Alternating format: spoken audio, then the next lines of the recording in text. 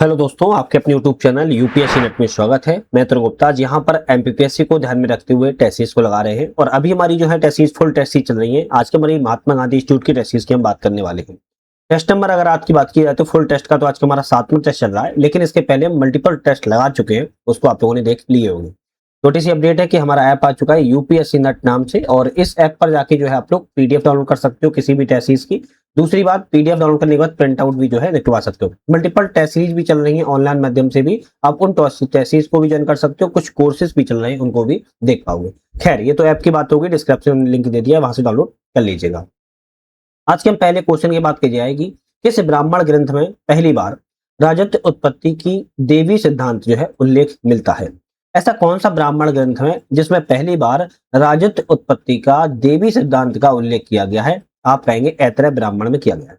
ऐतरेय ब्राह्मण में राजत्व उत्पत्ति का देवी सिद्धांत के बारे में उल्लेख किया गया है। ऑप्शन आपका बी वाला करेक्ट है। नेक्स्ट क्वेश्चन आता है कल्प सूत्र एवं विषय के बारे में। अच्छा, बहुत सारे लोगों के मन में एक क्वेश्चन रहता है, सर डिटेल में नहीं पढ़ाते हो। डिटेल में हम कई सारी टेस्ट लगा चुके हैं, अब एग्जाम बहुत पास आ चुका है, तो अब डिटेल में कम से कम बात करेंगे, जो बहुत ही ज्यादा महत्वपूर्ण होगी उसी चीज पर बात करेंगे, क्योंकि अब हम रिवीजन कर रहे हैं, ये तो आपको पता ही होगा।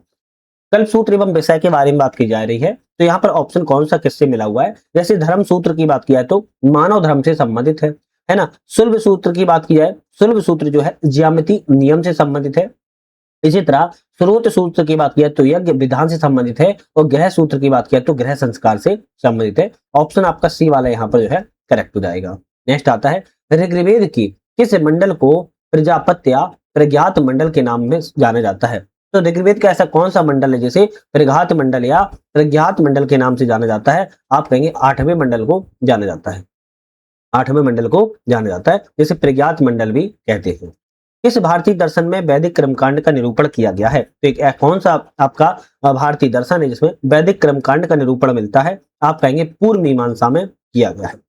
सभा एवं समिति के बारे में विचार करना है, कौन सा ऑप्शन करेक्ट है? सभा और समिति के बारे में कौन सा ऑप्शन सही है, देख लेते हैं। कहता है कि सभा में पुरुष सदस्य को सभ्य एवं महिला सदस्य को सभापति के रूप में जाना जाता था। बिल्कुल बात ठीक कही जा रही है।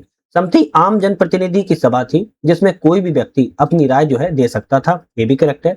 समिति राजा का चयन करती थी और उसे हटा भी सकती थी, ये भी ऑप्शन सही है। सभा द्वारा प्रमुख अध्यक्ष को ईशान कहलाता था, भाई ये ऑप्शन आपका गलत है। सभा द्वारा अध्यक्ष को ईशान जो है नहीं कहा जा सकता था, केवल पहला, दूसरा, तीसरा सही है, जबकि चौथा ऑप्शन यहाँ पर गलत है। ध्यान रखिएगा, ईशान शब्द का प्रयोग जो है समिति के अध्यक्ष के लिए जाना जाता था, ना कि सभा के लिए। तो किसकी? समिति के अध्यक्ष के लिए जो है जाना जाता था। चलिए नेक्स्ट क्वेश्चन आता है। नेक्स्ट क्वेश्चन की बात किया है, नीचे दिए गए आधार पर एक कालक्रम में व्यवस्थित करना है। कौन सी आंदोलन किस पार्टी की स्थापना कब की गई? जैसे गदर पार्टी की स्थापना 1913 में की गई थी। खिलाफत आंदोलन की बात की जाए तो आपका 1919 से संबंधित है। दांडी मार्च की बात की जाए तो 1930, 12 मार्च 1930 को हुआ था और चंपारण का सत्याग्रह 1917 में किया गया था। ऑप्शन जो आपका यहाँ पर रहेगा चौथा वाला रहेगा, पहला, चौथा, दूसरा एवं तीसरा। इस तरीके से आप भी कर सकते हो। स्वतंत्रता प्राप्ति के पश्चात रियासतों का एकीकरण करके 4 प्रकार के प्रांत गठित किए गए थे, फिर जिसमें सी राज्य में कितनी देशी रियासतों को शामिल किया गया था? तो सी राज्य में बात की जा रही है 61 देशी रियासतों को शामिल किया गया, 61 देशी रियासतों को शामिल जो है किया गया था।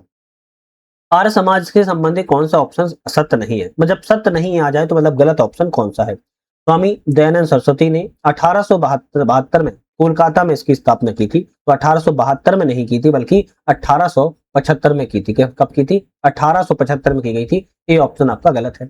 इन्होंने हिंदू धर्म में सुधार एवं हिंदू में धर्म परिवर्तन को रोकना था, बिल्कुल सही गई। मूर्ति पूजा के स्थान पर जीव आत्मा पर इन्होंने बहुत बल दिया, ये भी करेक्ट है। वेदों के अध्ययन पर इन्होंने बल दिया, ये भी सही है। तो ए ऑप्शन हम कहेंगे यहाँ पर जो है आपका गलत था। नेक्स्ट आता है, किस विद्वान ने कांग्रेस को एक प्रकार की याचना करने वाली संस्था जो है कहा था? इस किसके द्वारा कहा गया था? बिपिन चंद्र पाल ने कहा था कांग्रेस को एक याचना करने वाली संस्था के रूप में।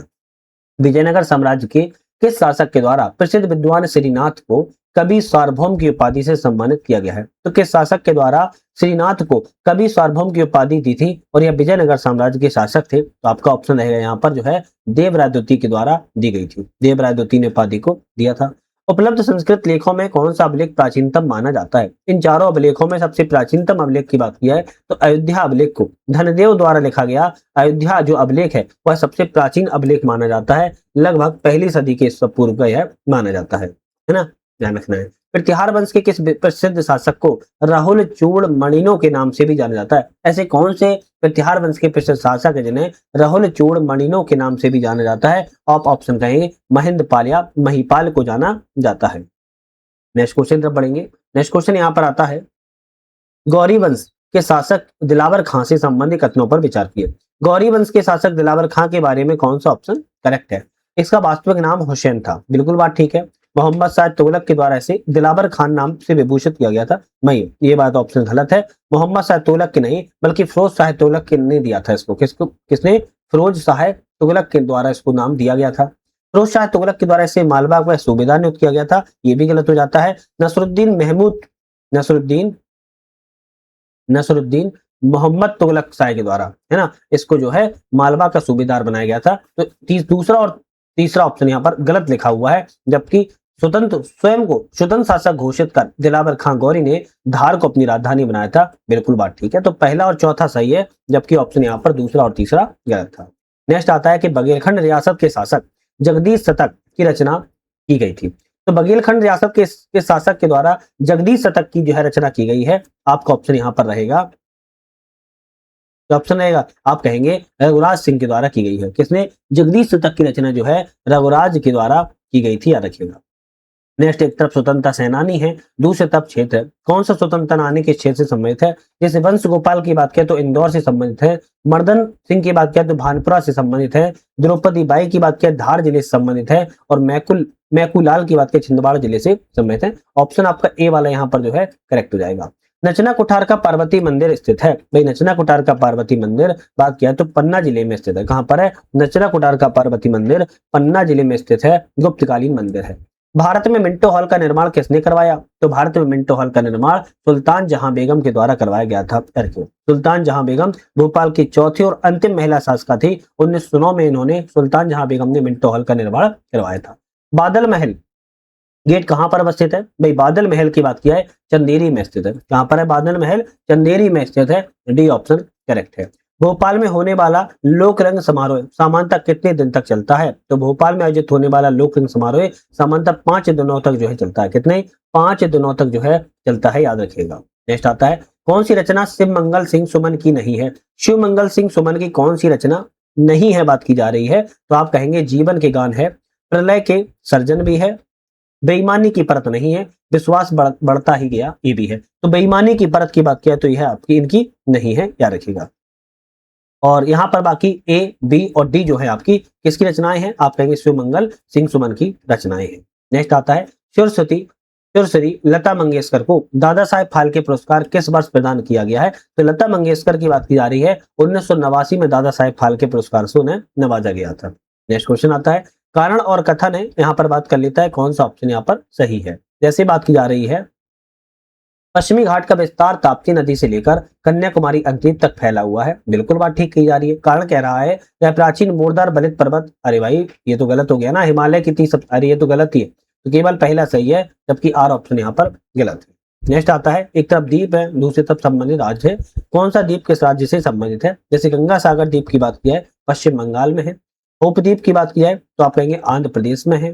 बात की पम्बन द्वीप की, आप कहेंगे पम्बन द्वीप जो है आपके तमिलनाडु में है। और सेंट मेरी द्वीप की बात किया तो कर्नाटक राज्य में है। ऑप्शन जो सही हो जाएगा वो डी वाला ऑप्शन करेक्ट है। नेक्स्ट क्वेश्चन तरफ बढ़ते हैं।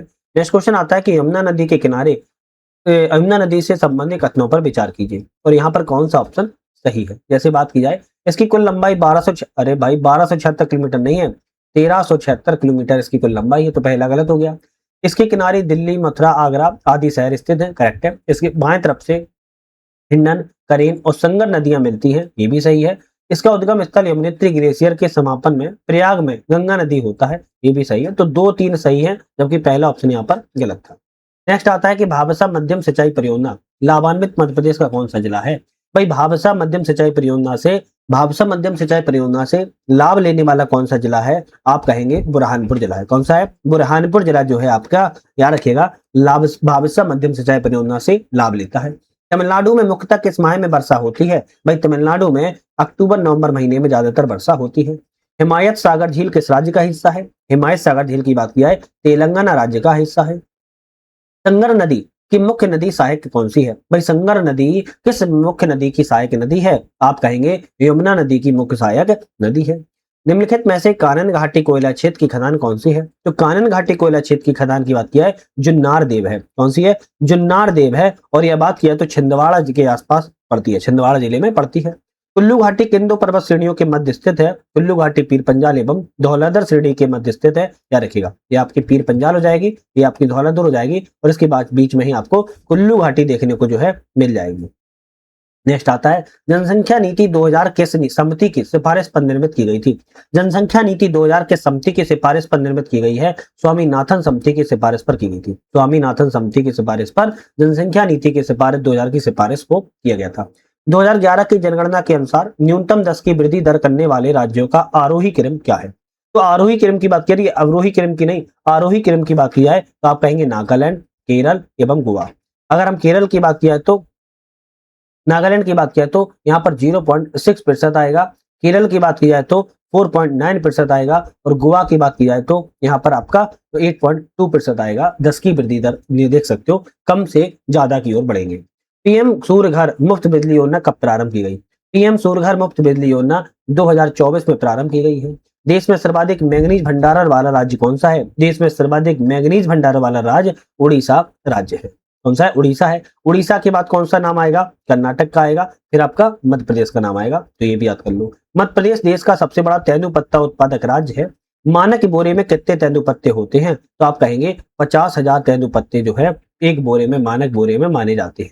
मध्य प्रदेश सरकार के द्वारा किस वर्ष नवीन एवं नवीकरणीय ऊर्जा विभाग को अलग से गठन किया गया था? तो नवीन एवं नवीकरणीय ऊर्जा विभाग का गठन अलग से आपका कब किया गया? आप कहेंगे अप्रैल 2010 में किया गया था। अप्रैल 2010 में किया गया है। मध्य प्रदेश की जलवायु से संबंधित कौन सा कथन गलत है? कॉपिन के द्वारा मध्य प्रदेश की जलवायु को 3 भागों में बांटा गया है, बिल्कुल ठीक बात है। मालवा के पठार में अधिकांश वर्षा अरब सागर से होती है, ये भी सही है। मध्य प्रदेश के उत्तरी भाग में महाद्वीपीय प्रकार की जलवायु पाई जाती है, करेक्ट है। बुंदेलखंड पठारी क्षेत्र में ग्रीष्म ऋतु में साधारण गर्मी और शीत ऋतु में अधिक ठंड पड़ती है। नहीं, ग्रीष्म ऋतु में अधिक गर्मी पड़ती है। कितना कैसी पड़ती है? अधिक गर्मी पड़ती है। और शीत ऋतु में बात किया तो सामान्य ठंड पड़ती है। कैसी पड़ती है? सामान्य ठंड पड़ती है। तो ऑप्शन कहेंगे हम डी वाला गलत था, बाकी ऑप्शन सही थे। भारत की जनसंख्या 2011 के अनुसार मध्य प्रदेश की कुल जनसंख्या में शिशु जनसंख्या 0 से 6 वर्ष की आयु का प्रतिशत कितना है? तो आप कहेंगे 0 से 6 वर्ष की आयु प्रतिशत 14.9% है। मध्य प्रदेश की जलोढ़ मिट्टी से संबंधित विचार कीजिए। जलोढ़ मिट्टी से संबंधित विचार की जाए, इसका जनक पदार्थ बुंदेलखंड नीच चट्टान और चंबल नदी के द्वारा निक्षेपित पदार्थ है। क्या ठीक है? चलो देख लेंगे आगे क्वेश्चन। इसका विस्तार मध्य प्रदेश के उत्तरी एवं उत्तर पश्चिमी भाग में पाया जाता है। इसके ऑप्शन में बात की जाए इससे पहले, इस मिट्टी में सामान्यतः नाइट्रोजन की मात्रा अधिक लेकिन पोटास की मात्रा कम होती है। ये सही है भाई? ये तो गलत है। इस मिट्टी में गेहूं, सरसों, गन्ना की कृषि की जाती है, ये भी ठीक है। ऑप्शन पहला, दूसरा, चौथा सही, जबकि तीसरा वाला ऑप्शन यहाँ पर गलत है, क्योंकि नाइट्रोजन की मात्रा नहीं पाई जाती है जबकि पोटास की मात्रा इसमें अधिक पाई जाती है, तो इसमें उल्टा लिख दिया है। नेक्स्ट क्वेश्चन आता है, निमरानी फूड पार्क मध्य प्रदेश के किस जिले में स्थित है? भाई निमरानी फूड पार्क की बात करें मध्य प्रदेश के खरगोन जिले में है। थानवर बांध मंडला जिले कौन सी तहसील में स्थित है? भाई थानवर बांध मंडला जिले में कौन सी तहसील में है? आप कहेंगे नैनपुर तहसील में स्थित है। कौन सी? नैनपुर तहसील में स्थित है। सर्वाधिक तापांतर मध्य प्रदेश के निम्नलिखित में से किन जिलों में पाया जाता है? सबसे ज्यादा तापांतर ग्वालियर एवं पचमढ़ी में पाया जाता है। यहाँ पर ग्वालियर एवं पचमढ़ी में सबसे ज्यादा तापांतर देखने को मिलता है। वह स्टोरेज डिवाइस जो कि मैग्नेटिक टेप का उपयोग सूचना को पढ़ने लिखने की अपनी तकनीक के रूप में करती है, क्या कहलाती है? आप कहेंगे मैग्नेटिक स्टोरेज के नाम से इसको जाना जाता है। अधिकांश मॉडर्न प्रिंटर किस पोर्ट से जुड़े होते हैं? अधिकांश जो मॉडर्न प्रिंटर होते हैं वो आपके यहाँ पर कहेंगे इंटरनेट पोर्ट नहीं, पैरेलल पोर्ट नहीं, पीसी 2 पोर्ट ये भी नहीं, तो हम कहेंगे इनमें से तो कोई भी नहीं है। अधिकांश जो आपके मॉडर्न प्रिंटर, आधुनिक प्रिंटर होते हैं यूएसबी से जुड़े होते हैं। किससे जुड़े होते हैं? यूएसबी के द्वारा जुड़े होते हैं। अब आप लोग याद कर लेना इसको, ठीक है? इस ऑप्शन में नहीं था जबकि मैंने बता दिया है। किलोगर्स होते हैं। भाई किलोगर्स क्या होते हैं? आप कहेंगे हार्डवेयर भी होते हैं, सॉफ्टवेयर भी होते हैं, इनको हम किलोगर्स के नाम से जानते हैं। एमएस एक्सेल वर्कबुक में एक सीट से दूसरी सीट पर जाने के लिए क्या क्लिक करना पड़ता है? भाई बात की जा रही है कि भाई एमएस एक्सेल जो आपकी वर्कबुक होती है, एक सीट से दूसरी सीट पर जाना हो तो क्या करना होगा? आप कहेंगे सीट टैप करना होता है। क्या करना होता है? सीट टैप को करना होता है। नेक्स्ट आता है क्वेश्चन, उपकरणों का एक नेटवर्क जिसमें एक ही नेटवर्क पर अन्य उपकरणों के साथ संचार करने के लिए एक एम्बेडेड हार्डवेयर और सॉफ्टवेयर होता है, उसे कहा कहा जाता है, उस इंटरनेट ऑफ थिंग्स के नाम से जाना जाता है। किस नाम से? इंटरनेट ऑफ थिंग्स के नाम से जाना जाता है। बेस सर्वर जो विभिन्न प्रोटोकॉल एवं सेवाओं का उपयोग करते हुए दो अलग अलग नेटवर्क के मध्य कनेक्टिंग लिंक प्रदान करने के लिए कॉन्फ़िगर करता है। निम्नलिखित में से किस रूप में जाना जाता है? तो आप कहेंगे गेटवे के रूप में जाना जाता है। किस रूप में? गेटवे के रूप में जाना जाता है। ब्लॉकचेन प्रौद्योगिकी के बारे में कौन सा ऑप्शन यहाँ पर सही है? ब्लॉकचेन प्रौद्योगिकी के बारे में कौन सा ऑप्शन सही बात किया है? यह एक सार्वजनिक खाता है जिसमें हर कोई देख सकता है, लेकिन जिसे कोई भी एक उपयोगकर्ता नियंत्रित नहीं कर सकता। बिल्कुल ठीक है। ब्लॉकचेन की संरचना के कारण इसके डेटा को संशोधित करना अत्यंत कठिन है। ये भी करेक्ट है। यह केवल डिजिटल मुद्रा के लिए उपयोग नहीं, ये ऐसा नहीं है केवल डिजिटल मुद्रा के लिए। आपकी पहला और दूसरा सही है, जबकि तीसरा ऑप्शन गलत है। नेक्स्ट आता है 5G तकनीक के संबंध में कौन सा ऑप्शन गलत है? 5G तकनीक के बारे में गलत। यह मिलीमीटर वेव स्पेक्ट्रम का उपयोग करती है, सही है। इसकी लेटेंसी 4G की तुलना में बहुत अधिक है, तो ये सही है क्या? तो आप कहेंगे ये ऑप्शन सही नहीं है ना, बहुत कम है, 1 मिलीसेकंड तक होती है, तो बी ऑप्शन यहाँ पर गलत है। इंटरनेट ऑफ थिंग्स उपकरणों को जोड़ने के लिए आदर्श है, करेक्ट है। यह नेटवर्क स्लाइसिंग की सुविधा देता है, ये भी ऑप्शन आपका सही है। कम लेटेंसी का मतलब है डेटा संचार की गति बहुत तेज होती है, याद रखिएगा, है ना। तो यह आपको चीज थोड़ा सा याद बी वाला रखना होगा। क्लाउड कंप्यूटिंग के संदर्भ में सास सॉफ्टवेयर एज अ सर्विसेज का उदाहरण कौन सा है?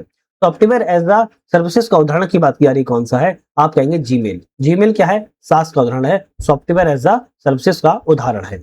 नेक्स्ट क्वेश्चन आता है क्वांटम कंप्यूटिंग के लिए संदर्भ में क्यूबिट के बारे में कौन सा ऑप्शन सही है? भाई क्वांटम कंप्यूटिंग के संदर्भ में क्यूबिट के बारे में कौन सा ऑप्शन सही है? यह क्लासिक कंप्यूटर के बिट 0 से 1 की तरह केवल एक ही अवस्था में रह सकता है। नहीं, क्लासिक बिट या तो 0 होता है या फिर 1 होता है ना। तो यहाँ ऑप्शन पहला वाला गलत हो गया। सुपर पोजिशन के कारण यह एक ही समय में 0 या 1 दोनों अवस्थाओं में रह सकता है, दूसरा ऑप्शन सही रहेगा, पहला ऑप्शन यहाँ पर गलत है। नेक्स्ट क्वेश्चन की तरफ बढ़ते हैं। आधुनिक इलेक्ट्रॉनिक्स के आधार पर ट्रांजिस्टर के संबंध में कौन सा ऑप्शन गलत है? आधुनिक इलेक्ट्रॉनिक्स के आधार पर ट्रांजिस्टर के बारे में कौन सा ऑप्शन यहाँ पर कह रहा है गलत है? बात की जाए ट्रांजिस्टर का जो उपयोग है एम्पलीफायर एवं स्विच दोनों के रूप में किया जाता है, करेक्ट है। यह एक पैसिव कंपोनेंट है जो बाहरी बिजली की आवश्यकता नहीं होती। भाई बाहरी बिजली की आवश्यकता तो होती है इसमें, तो आप कहेंगे बी वाला ऑप्शन यहाँ पर क्या है? गलत है। यह अर्धचालक सामग्री जैसे सिलिकॉन और जर्मेनियम से बना होता है, करेक्ट है। माइक्रो प्रोसेसर के भीतर लाखों की संख्या में सूक्ष्म ट्रांजिस्टर इसमें लगे होते हैं, ये भी ऑप्शन आपका सही है, तो बी ऑप्शन यहाँ पर आपका गलत था। ऑपरेटिंग सिस्टम के संदर्भ में बात की जाए कर्नल के बारे में बताइए कौन सा ऑप्शन सही? ऑपरेटिंग सिस्टम के कर्नल के बारे में कौन सा ऑप्शन सही है? जैसे ऑपरेटिंग सिस्टम का केंद्रीय घटक है जो कि सॉफ्टवेयर हार्डवेयर के बीच एक सेतु के रूप में कार्य करता है, करेक्ट है। कंप्यूटर शुरू होने पर यह मेमोरी में लोड होने वाला पहला प्रोग्राम होता है, करेक्ट है। इसका मुख्य कार्य मेमोरी मैनेजमेंट एवं प्रोसेस मैनेजमेंट करना है, ये भी करेक्ट है, ऑप्शन डी वाला यहाँ सही है। नेक्स्ट आता है उमंग ऐप का मुख्य उद्देश्य क्या है? भाई उमंग ऐप के बारे में मुख्य उद्देश्य क्या इसकी बात की जा रही है? आप कहेंगे एक ही प्लेटफॉर्म पर केंद्र एवं राज्य सरकार की विभिन्न सेवाओं तक पहुंच प्रदान करना उमंग प्लेटफॉर्म का उद्देश्य है। जीनोम इंडिया परियोजना का मुख्य उद्देश्य क्या है? भाई जीनोम इंडिया परियोजना का उद्देश्य की बात की जा रही है तो भारत की विभिन्न जाति आबादी की 10,000 जीनोम का मानचित्रण करना जीनोम इंडिया परियोजना का उद्देश्य जो है रखा गया है। नेक्स्ट क्वेश्चन आता है पद्मावत ग्रंथ में किस लोक नृत्य का वर्णन है? भाई पद्मावत जो ग्रंथ है इसमें जो है राई लोक नृत्य का जो है वर्णन मिलता है और बुंदेलखंड का सबसे लोकप्रिय नृत्य के रूप में इसको जाना जाता है। एक तरफ वैज्ञानिक है, दूसरी तरफ खोज है, किस वैज्ञानिक किस चीज की खोज की है? जैसे अगर बात की जाए प्रिस्टली की बात की तो ऑक्सीजन की इसने खोज की है। डी ब्रोगली की बात की है तो तरंग यांत्रिक सिद्धांत की बात की है। रोजर बेकन की बात की तो बारूद की खोज की है और हाइजेनबर्ग की बात की अनिश्चितता के नियम के बारे में खोज की है। ऑप्शन यहाँ सी वाला आपका करेक्ट हो जाएगा। नेक्स्ट क्वेश्चन आता है कि ध्वनि से संबंधित कथनों पर विचार कीजिए, कौन सा ऑप्शन सही है उसके बारे में बताइए। तो बात की जाए ध्वनि की प्रबलता कंपन के आयाम पर जो है निर्भर करती है, बिल्कुल ठीक है। पुरुषों की आवाज निम्न तारत एवं निम्न आवृत्ति वाली होती है, करेक्ट है। ध्वनि की तीव्रता का मात्रक बेल होता है, करेक्ट है। ध्वनि को डेसिबल में मापा जाता है, आप कहेंगे ये भी करेक्ट है। आप कहेंगे सभी ऑप्शन यहाँ पर जो है आपके सही है। नेक्स्ट आता है रियूजेबल लॉन्चिंग व्हीकल RLV के बारे में कौन सा ऑप्शन गलत है? अब पूछा है कौन सा ऑप्शन गलत है। RLV प्रक्षेपण यान कई बार प्रयोग किया जा सकता है, बिल्कुल ठीक बात है। इस प्रकार के व्हीकल में रैमजेट तकनीक का प्रयोग जो है किया जाता है, सही है। वर्तमान में दूसरे इंजन के रूप में क्रायोजेनिक इंजन प्रयुक्त होता है, भाई इसमें गलत लिखा हुआ है, दूसरे इंजन के रूप में प्रयोग नहीं किया जाता है, याद रखिएगा। तो ऑप्शन सी वाला गलत है। इस क्षेत्र में मई 2016 में श्रीहरिकोटा से RLB टेडी का सफल परीक्षण जो है किया गया था। आप कहेंगे बिल्कुल बात सही है। तो यहाँ पर ऑप्शन आपका सी वाला गलत है, जबकि A, B और D ऑप्शन सही है। निम्नलिखित में से प्रतिवर्ती क्रियाओं का सर्वप्रथम उल्लेख किस वैज्ञानिक के द्वारा किया गया है? प्रतिवर्ती क्रियाओं का जो उल्लेख है वह किस वैज्ञानिक ने किया है? मार्शल हॉल के द्वारा किया गया है। डी ऑप्शन आपका करेक्ट है। चलिए नेक्स्ट क्वेश्चन देखते हैं। रक्त का थक्का जमने की प्रक्रिया के चरणों का सही क्रम। तो मतलब कि रक्त का जो थक्का जमता है इसके सही चरण क्या है? तो क्षतिग्रस्त ऊतकों और प्लेटलेट्स के द्वारा कारकों का विमोचन, ये पहली नंबर पर आएगा। इसके बाद थ्रोम्बोकाइनेज का एंजाइम कॉम्प्लेक्स का निर्माण दूसरे नंबर पर आएगा। प्रोथ्रोम्बिन का थ्रोम्बिन में परिवर्तन तीसरे नंबर पर आएगा। फाइब्रिनोजेन का फाइब्रिन धागों में परिवर्तन चौथे नंबर पर आएगा। तो 4, 3, 1, 2 ए ऑप्शन आपका यहाँ पर जो है करेक्ट ऑप्शन हो जाएगा। नेक्स्ट आता है सिकल सेल एनीमिया के संदर्भ पर विचार करें, कौन सा ऑप्शन गलत है? तो यह ऑटोसोमल रिसेसिव विकार है, सही है। यह हीमोग्लोबिन की बीटा ग्लोबिन श्रृंखला के छठे स्थान पर ग्लूटामिक एसिड के स्थान पर बेलिन के आने से होता है, ये भी करेक्ट है। इस रोग में हीमोग्लोबिन अणु का पॉलीमराइजेशन होता है जब ऑक्सीजन का स्तर कम होता है, ये भी करेक्ट है। यह एक एक्स लिंक्ड आनुवंशिक विकार है जो मुख्य रूप से पुरुषों को प्रभावित करता है, ये ऑप्शन गलत है। पुरुष महिला इसमें दोनों ही क्या होते हैं? प्रभावित होते हैं। तो आप मेल और फीमेल दोनों कहेंगे प्रभावित होते हैं। निम्नलिखित में से कौन सा विकल्प बाह्य स्थानीय XC2 संरक्षण नीति का उदाहरण है? तो आप कहेंगे बीज बैंक एवं जूलॉजिकल पार्क जो है आपके बाह्य स्थानीय XC2 संरक्षण नीति के उदाहरण है। पारिस्थितिकी तंत्र में ऊर्जा एवं संख्या के पिरामिड के संदर्भ पर विचार करें, कौन सा ऑप्शन सही है? जैसे एक घास के मैदान में पारिस्थितिक तंत्र में ऊर्जा का जो पिरामिड है वह हमेशा सीधा होता है, बिल्कुल ठीक बात है। एक बड़े वृक्ष के पारिस्थितिक तंत्र में संख्या का पिरामिड सदैव मतलब उल्टा होता है, आप कहेंगे सही है। तो ए और बी दोनों सही है, तो सी वाले पे हम कहेंगे सही ऑप्शन है। संयुक्त राष्ट्र के एजेंडा 2030 के तहत अपनाए गए सतत विकास लक्ष्यों के बारे में कौन सा ऑप्शन इनमें सही है? जैसे सतत विकास लक्ष्यों के अंतर्गत कुल 17 लक्ष्य हैं एवं 169 विशिष्ट उपलक्ष्य शामिल किए गए हैं। डी ऑप्शन यहाँ पर आपका जो है सही हो जाता है, याद रखिएगा। नेक्स्ट आता है मध्य प्रदेश में अर्थव्यवस्था के विभिन्न क्षेत्रों के बारे में कौन सा ऑप्शन सही है? भाई MP की इकोनॉमी के विभिन्न क्षेत्रों के बारे में कौन सा ऑप्शन करेक्ट है? कृषि और संबंधित गतिविधियों का योगदान राज्य के सकल घरेलू वर्धित में 40% से अधिक बना हुआ है, आप कहेंगे केवल बी वाला ऑप्शन सही है, बाकी ऑप्शन यहाँ गलत है। नीति आयोग के द्वारा जारी राष्ट्रीय बहुआमी गरीबी सूचकांक की नवीनतम रिपोर्ट के अनुसार मध्य प्रदेश की उपलब्धि क्या है? तो आपकी कही जा रही है कि राष्ट्रीय बहुआमी गरीबी सूचकांक की नवीनतम रिपोर्ट के अनुसार मध्य प्रदेश की उपलब्धि क्या रही है? तो मध्य प्रदेश उन शीर्ष राज्यों में शामिल है जिन्होंने गरीबी से लोगों को बाहर निकालने में सबसे तेज गति से सुधार किया हुआ है, बी ऑप्शन करेक्ट है। मध्य प्रदेश में अटल प्रगति पथ एवं नर्मदा प्रगति पथ के संबंध में क्या सही है?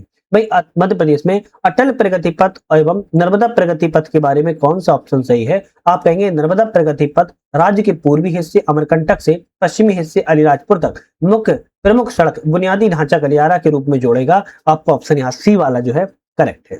नेक्स्ट क्वेश्चन आता है आत्मनिर्भर मध्य प्रदेश के विकास रोडमैप के 4 मुख्य स्तंभों के बारे में कौन सा विकल्प सही है? तो बात किया है कि भौतिक अधोसंरचना मतलब कि फिजिकल इंफ्रास्ट्रक्चर, सुशासन गवर्नेंस, स्वास्थ्य एवं शिक्षा, हेल्थ आपके एजुकेशन, अर्थव्यवस्था एवं रोजगार, बी ऑप्शन आपका यहाँ पर जो है करेक्ट है। तो 4 आपके जो आपके स्तंभ हैं, रोडमैप है, पिलर है, वो आपके बी ऑप्शन यहाँ पर करेक्ट है। नेक्स्ट क्वेश्चन की बात की जाए भारत की डिजिटल सार्वजनिक अवसंरचना के बारे में कौन सा ऑप्शन सही है? तो भारत की डिजिटल सार्वजनिक अवसंरचना के बारे में कौन सा सही है? इंडिया स्टैक के माध्यम से भारत ने वित्तीय समावेशन के लक्ष्य को रिकॉर्ड समय में प्राप्त किया है, बिल्कुल बात ठीक है। यूपीआई वर्तमान में भारत के कुल डिजिटल भुगतान का 80% अधिक हिस्सा कवर करता है, ये भी ठीक है। ONDC का उद्देश्य ई कॉमर्स क्षेत्र में बड़े प्लेटफॉर्मों के एक अधिकार को समाप्त करके छोटे विक्रेताओं को सशक्त बनाना है, ये भी करेक्ट है। तो 3 ऑप्शन सही है, तो डी वाले पे कहेंगे सही है। नेक्स्ट आता है RBI के द्वारा शुरू किए गए उद्यम पोर्टल का मुख्य उद्देश्य क्या है? भाई RBI ने उद्यम पोर्टल का शुरुआत किया है जिसका उद्देश्य बात की जा रही है बैंकों में जमा जो लावारिस जमा है उनको सही मालिकों तक खोजना और आसान बनाना। आपका ये जो है उद्यम पोर्टल के माध्यम से देखने को मिला है। भारत की विदेश व्यापार नीति 2023 के बारे में कुछ स्तंभ और लक्ष्य हैं, इसके बारे में विचार करना है, कौन सा ऑप्शन करेक्ट है? जैसे नीति का दीर्घकालीन लक्ष्य 2030 तक भारत की कुल निर्यात वस्तु एवं सेवाओं का $2 ट्रिलियन तक पहुंचाना है, करेक्ट है। यह नीति इंसेंटिव प्रोत्साहन आधारित व्यवस्था से हटकर छूट और अधिकार आधारित व्यवस्था की ओर केंद्रित है, आप कहेंगे ये भी करेक्ट है। रुपए में व्यापार को इस नीति के अंतर्राष्ट्रीय मुद्रा के रूप में बढ़ावा देने का प्रावधान नहीं प्रावधान किया गया है रुपए को, तो केवल पहला और दूसरा सही है, जबकि यहाँ पर तीसरा वाला गलत है। नई दिल्ली G20 शिखर सम्मेलन के दौरान घोषित भारत मध्य पूर्व यूरोपीय आर्थिक गलियारे के बारे में कौन सा ऑप्शन सही है? तो बात की जा रही है कि नई दिल्ली में जो G20 शिखर सम्मेलन हुआ है, इसमें भारत मध्य पूर्व यूरोप आर्थिक गलियारे के संबंध में कौन सा ऑप्शन यहाँ करेक्ट है? तो आपका ऑप्शन रहेगा यह रेलवे मार्ग, शिपिंग नेटवर्क, डेटा केबल के माध्यम से कनेक्टिविटी बढ़ाने का प्रस्ताव है ताकि व्यापार लागत में कम हो सके। इसीलिए G20 के भारत मध्य पूर्व यूरोप आर्थिक गलियारे के बारे में बहुत ज्यादा महत्वपूर्ण चर्चा में बना हुआ था, तो बी ऑप्शन आपका करेक्ट है। नेक्स्ट क्वेश्चन आता है, सार्क एवं आसियान समझौते के कार्यान्वयन के संबंध में कौन सा विकल्प सही नहीं है? मतलब कि गलत ऑप्शन कौन सा है? तो यहाँ बात करिए कि साफ्टा जैसे दक्षिण एशियाई मुक्त व्यापार क्षेत्र का प्रभावी होना 2006 करेक्ट है। साफ्टा सार्क अधिमान्य व्यापार समझौता पर हस्ताक्षर 1993, ये भी करेक्ट है। आसियान भारत वस्तु व्यापार समझौता हस्ताक्षर 2009, ये भी करेक्ट है। RCEP पर भारत का अलग होना 2021, तो RCEP का भारत से अलग होना 2021 नहीं है ना, नवंबर 2019 से संबंधित है, यहाँ पर 2021 नहीं है, 2019 संबंधित है। ऑप्शन कहेंगे डी वाला यहाँ गलत है। नेक्स्ट आता है, कथन और कारण है यहाँ पर कौन सा ऑप्शन सही है? जैसे अभिकथन कहता है सुप्रीम कोर्ट ने निजता के अधिकार को गरिमापूर्ण जीवन जीने का अधिकार माना है, बिल्कुल बात ठीक है। कारण कहा गया कि आर्टिकल 21 में प्राण एवं दैहिक स्वतंत्रता का जो है अधिकार अंतर्गत आता है, ये भी करेक्ट है। तो ए ऑप्शन रहेगा, पहला और दूसरा सही है और आपका व्याख्या भी सही कर रहा है। कौन संविधान सभा में महिला सदस्यों में एकमात्र मुस्लिम सदस्य थी? आप कहेंगे संविधान सभा में महिला सदस्यों में एकमात्र मुस्लिम महिला कौन सी थी? आपका ऑप्शन रहेगा बेगम एजाज रसूल थी। कौन थी? बेगम एजाज रसूल थी। 69वें संविधान संशोधन 1991 के आधार पर विचार करना है, कौन सा ऑप्शन करेक्ट है? संविधान में अनुच्छेद 239 ए और 239 ए बी जोड़ा गया, बिल्कुल बात ठीक है। यह 69वें संविधान संशोधन 1991 के माध्यम से जोड़ा गया है। इसके माध्यम से दिल्ली का नया नाम राष्ट्रीय राजधानी क्षेत्र दिल्ली कर दिया गया था, ये भी ऑप्शन करेक्ट है। इसने एनसीआर में 70 सदस्य विधानसभा में एवं 7 सदस्य मंत्री परिषद की व्यवस्था की है, ये भी ऑप्शन करेक्ट है। दिल्ली और पुडुचेरी विधानसभा को राष्ट्रपति निर्वाचन मंडल में शामिल किया गया, नहीं ये ऑप्शन गलत है। केवल पहला दूसरा तीसरा सही है, जबकि चौथा ऑप्शन इसके माध्यम से जो है गलत है। नेक्स्ट क्वेश्चन की तरफ पढ़ लेते हैं। नेक्स्ट क्वेश्चन आता है, संविधान के किस अनुच्छेद के तहत यह प्रावधान किया गया कि राष्ट्रपति के चुनाव संबंधी विवादों का निपटारा सर्वोच्च न्यायालय तो करेगा, लेकिन किस आर्टिकल के माध्यम से करेगा? आर्टिकल 71 के माध्यम से करता है। आप कहेंगे राष्ट्रपति के चुनाव संबंधी जो विवाद हो जाते हैं उसका निपटारा सर्वोच्च न्यायालय करता है, लेकिन आर्टिकल 71 के तहत। एक तरफ राज्य है और एक तरफ राज्यसभा की सीटें हैं। कौन सा राज्य में राज्यसभा की सीटें कितनी हैं? तमिलनाडु की बात किया तो 18 है, महाराष्ट्र की बात किया तो 19 है, केरल की बात किया तो 9 है और झारखंड की बात किया तो 6 याद रखेगा, है ना। इसको भूल जाओ, यहाँ पर याद कर लो, ये ठीक है। केरल का नाम केरला हो चुका है, ये सभी को पता ही होगा। भारत के नियंत्रक महालेखा परीक्षक के संबंध में कौन सा ऑप्शन गलत है? गलत बात की जा रही है, तो सीएजी का कार्यकाल 5 वर्ष नहीं भैया, 6 वर्ष या 65 वर्ष जो भी पहले हो तब तक रहता है, ये ऑप्शन गलत है। संसद विधि द्वारा वेतन सेवा शर्तों की नियुक्ति योग्यता तय करती है, करेक्ट है। नियंत्रक महालेखा परीक्षक की पेंशन भारत की संचित निधि पर आधारित होता है, सही है। सीएजी को राष्ट्रपति द्वारा उसी रीति से उन्हीं आधारों पर हटाया जा सकता है जिन आधारों पर उच्चतम न्यायालय के किसी न्यायाधीश को हटाया जाता है, तो आप कहेंगे ये भी ऑप्शन आपका करेक्ट है। तो ऑप्शन की बात किया है तो केवल ए वाला गलत था, क्यों? क्योंकि वहां पर 5 वर्ष लिखा था, जबकि 6 वर्ष की बात यहां पर जो है की गई है। चलिए नेक्स्ट क्वेश्चन आता है, मध्य प्रदेश की राज्यपाल सुश्री सरला ग्रेवाल का कार्यकाल क्या है? तो मध्य प्रदेश की राज्यपाल सरला ग्रेवाल की बात की जा रही है। मार्च 1989 से लेकर फरवरी 1990 तक इनका कार्यकाल था। मध्य प्रदेश के किस मुख्यमंत्री ने उप मुख्यमंत्री विपक्ष के नेता एवं लोक लेखा समिति के अध्यक्ष के रूप में कार्य किया है? तो मुख्यमंत्री, उप मुख्यमंत्री, विपक्ष के नेता, लोक लेखा समिति के अध्यक्ष के रूप में कार्य किया है, कौन से व्यक्ति हैं? आप कहेंगे वीरेंद्र कुमार सकलेचा है। कौन है? वीरेंद्र कुमार सकलेचा है। हालांकि इन्हें तो कैबिनेट मंत्री, राज्यसभा के मंत्री की भी इन्हें ख्याति प्राप्त है, तो इनको याद रखना है। कौन सा कार्य अनुच्छेद 243 जी के तहत पंचायतों के कार्यों में शामिल नहीं है? बात की जा रही है, शामिल नहीं है। तो प्रौढ़ अनौपचारिक शिक्षा की व्यवस्था शामिल है, सड़क, पुल, जलमार्ग आदि की व्यवस्था ये भी शामिल है, कांजी हाउस पशुओं के प्रति क्रूरता का निवारण ये शामिल नहीं है, सामुदायिक संपत्ति को संरक्षण करना भी ये शामिल है। अब इसकी बात किया है, कांजी हाउस और पशुओं की प्रति क्रूरता का निवारण, ये आपके 243 आपके डब्ल्यू में है ना, इसमें बात की गई है, आर्टिकल 243 डब्ल्यू में बात की गई है। संविधान का ऐसा कौन सा अनुच्छेद है जो लोक सेवा आयोग के सदस्यों को पद धारण करने के संबंध में निषेध का प्रावधान करता है? तो यह निषेध का प्रावधान आर्टिकल 319 जो है करता है। यहाँ पर डी ऑप्शन आपका करेक्ट है। मुख्यमंत्री लाडली बहना योजना के वर्तमान स्वरूप एवं वित्तीय स्थिति के संबंध में कौन सा ऑप्शन सही है?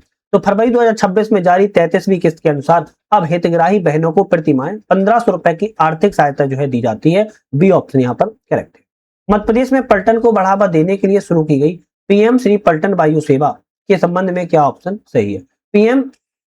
पीएम श्री पर्यटन वायु सेवा के संबंध में कौन सा ऑप्शन करेक्ट है? तो बात की जाए यहाँ पर, इसका शुभारंभ 13 जून 2024 को किया गया था और राज्य के 8 प्रमुख शहरों को हवाई अड्डे से जोड़ेगा। सही है। 1 नवंबर 2025 को इसका दूसरा चरण हेलीकॉप्टर सेवा के रूप में किया गया है। ये भी करेक्ट है। आप कहेंगे भाई बी और सी सही है। अब यहाँ पर पहले ऑप्शन में की गई थी है केवल सेवा इंदौर भोपाल, तो इंदौर भोपाल नहीं है क्योंकि 8 प्रमुख शहरों को इससे जोड़ा गया है।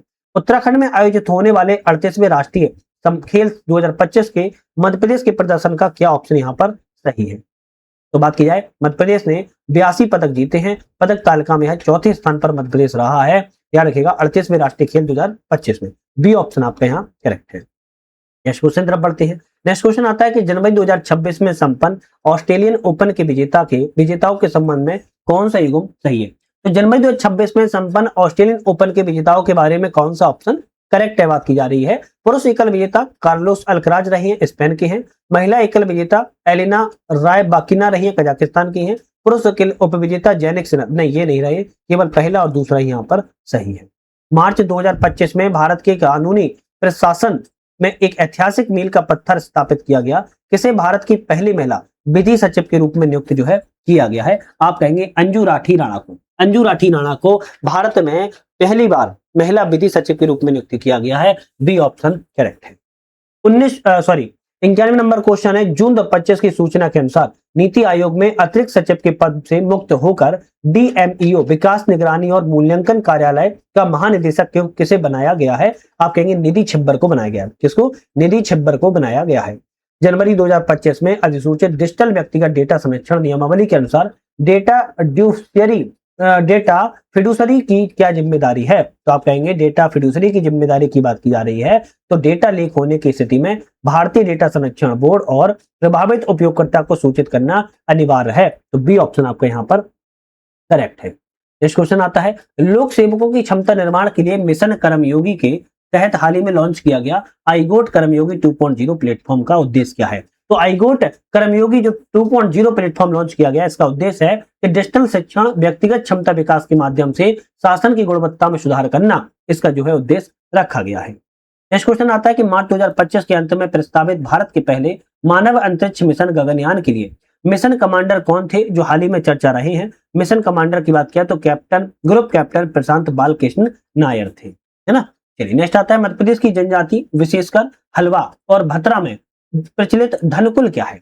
एक प्रजाति है हलवा और भतरा, इसमें प्रचलित है धनकुल। और धनकुल का संबंध किससे है? तो मिट्टी के घड़े, धनुष, सूप से बना एक अनोखा वाद्य यंत्र एवं गायन शैली से इसका संबंध होता है। B option correct. Next question की बात की जाए, मध्य प्रदेश में पंचायत उपबंध के बारे में जो आपका पैसा था उसके बारे में बता रहा है, कौन सा ऑप्शन सही है बताइए। तो पैसा के बारे में, तो मध्य प्रदेश में पैसा नियम औपचारिक रूप से 15 नवंबर 2022 को लागू किया गया था। बिल्कुल बात ठीक है।